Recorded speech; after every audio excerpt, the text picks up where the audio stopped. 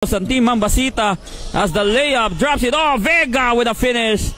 Francis Vega. Vega with a board again. Trying to escape the defense. Layup for two.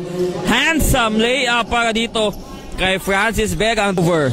Inside. Kicks it out. Vega for three. Bang! There's an answer from Francis Vega. The Pogi 3-pointer. Yun nga sabi ng mga fans. Pogi 3 para dito kay Francis Vega. Nganap ng mapapasahan dito. Kicks it out to Vega. One more time. Same spot kanina. Same result.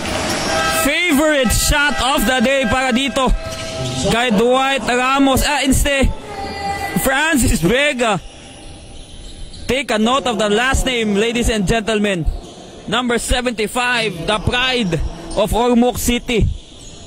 Malaking tres ang binitawan. Gustong-gusto talaga makuha ni Kabintoy yung kanyang tira. Pero Francis Vega could not handle the rock. Takbong pogi kasi ito si Francis Vega eh. Vega loses the ball. That's a foul on number 5. Vega for the second try. Yes, at 52. Vega now. Pinapatunog lang yung sapatos eh. Hindi naman talaga dumipensa yung si Vega eh.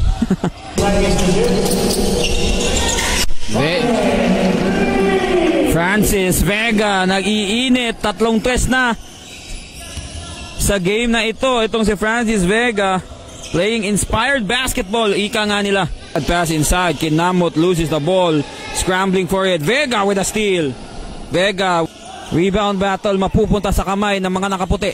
Vega is left alone. Touchdown! Pogi layup para dito kay Francis Vega. May kasama pang pahawi ng buhok eh. It's really good to see, you know, the influencers na pinapanood mo lang dati sa TV, natatawa ka, naiinis ka or whatsoever, pero pag nakita mo sila in person, ako personally I don't have hatred dito kay Francis Vega, no, like he's a funny guy. He's a funny guy. Kumbaga hindi ako naiinis sa kanya yung pagiging content creator niya, no? And I'm happy that I was able to see him here personally in Ormoc City Superdome.